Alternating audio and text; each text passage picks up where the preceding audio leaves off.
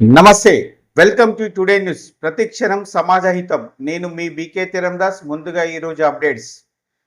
భివండిలో ప్రముఖ సినీ దర్శకుడు రాజ్ నరేంద్ర, రచయిత కవి చిందం మల్లేశంలను అఖిల పద్మశాలి సమాజం ఘనంగా సన్మానించింది.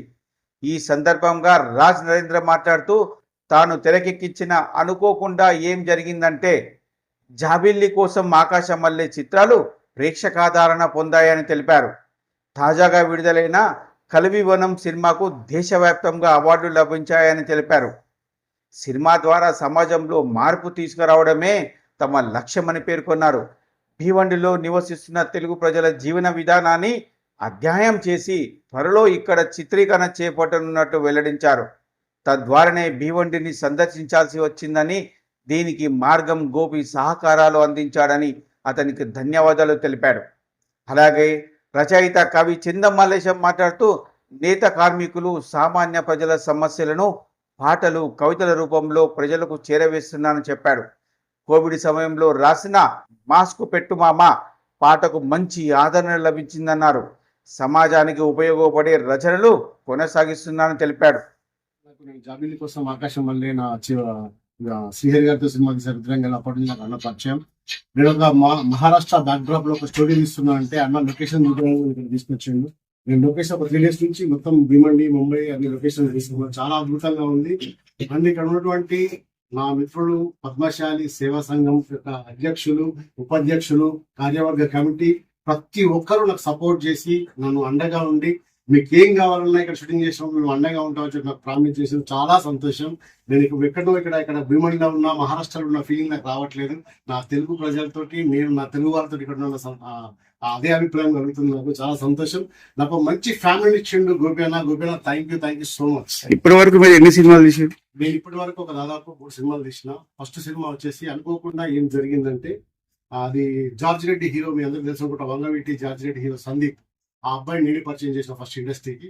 దాని తర్వాత శ్రీహరి గారు, రియల్ స్టార్ శ్రీహరి గారి సినిమా, ఆయన చివరి సినిమాది. ఆయనది జాబిల్లి కోసం ఆకాశం అనే సినిమా చేశాను. ఇప్పుడు కలివివనం అనే సినిమాతో మీ అందరి ముందుకు వచ్చిన. అది November 21 థియేటర్ రిలీజ్ అయ్యి మంచి ఆదరణ, ప్రేక్షకాదరణ పొందింది.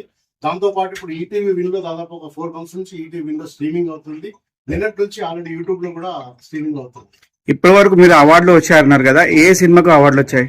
కలివివనం సినిమాకి వచ్చినాయంటే సోషల్ కాజ్ ఫిల్మ్. అది ఎందుకంటే పర్యావరణాన్ని రక్షించుకోవాలి, పర్యావరణం లేకపోతే మనకు భవిష్యత్తు లేదు, భావితరాలకు ఆస్తులు ఇవ్వకపోయినా సరే ఆయువుని ఇవ్వాలన్న ఒక ఉద్దేశంతో తీసిన సినిమా కలివివనం.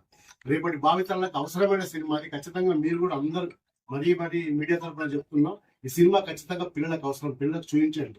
ఎందుకంటే రేపటి భవిష్యత్తులో చెట్లు లేకపోతే మనకు పరిస్థితి ఎట్లా ఉంటది. ఆ చెట్లను మనం పెంచాలి, చెట్లను ప్రేమించాలి, చెట్లను పూజించాలి.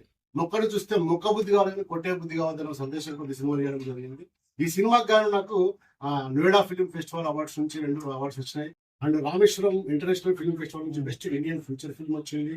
అండ్ అలాగే క్రోన్వుడ్ నుంచి కూడా 2 awards వచ్చినాయి. అండ్ దాదా సాహెబ్ పాల్కే అవార్డు కూడా వచ్చిందని, ఇలా చాలా చాలా అవార్డ్స్, దాదాపు ఇప్పటికి ఒక 8-9 awards వచ్చినాయి. ఇంకా వస్తూనే ఉన్నాయి సినిమాకి. నాకు చాలా సంతోషంగా ఉంది. ఇప్పటి వరకు మీ అండర్లో పనిచేసిన వాళ్ళు తెలుగు వారి సంఖ్య ఎంత ఉన్నది?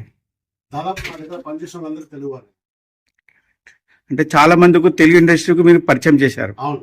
ఇప్పుడు వాస్తవం ఏంటంటే కరీంనగర్ జిల్లా, పాత కరీంనగర్ జిల్లా నుంచి డైరెక్టర్ గా వచ్చిన, జగిత్యాల నుంచి వచ్చిన. అక్కడి నుంచి దాదాపు లేకపోయినా రైటర్లని, సింగర్లని, నటులని అండ్ సాంకేతిక నిపుణులు ఎంతో మంది ఇండస్ట్రీకి పరిచయం చేశారు. ఎంతమంది తెలుగు వ్యక్తులు ప్రఖ్యాతిగాంచారు సినీ ఫిల్మ్ లో మీ అండర్లో? నా అండర్లో దాదాపు ఇప్పటికి 8 మంది ప్రఖ్యాతిగాంచారు. పేర్లు ఏమైనా పేర్లు ఉన్నాయా? ధనరాజు అని చెప్పని ఒక సినిమా తీసిన అసిస్టెంట్, సినిమా పేరు ఏ చికిత్స. అండ్ అఖిలపల్లి సతీష్ అని చెప్పని ఒక అది బైపాస్ రోడ్ అని ఒక సినిమా తీసిండు. అండ్ అశోక్ బోగి అని మల్లేశం ఒక సినిమా తీసిండు. ఇట్లా దాదాపు వెళ్ళకపోయినా దాదాపు చాలా మంది నా దగ్గర వర్క్ చేసిన సినిమా ఫీల్డ్ కూడా అలా కొనసాగుతూనే ఉన్నారు.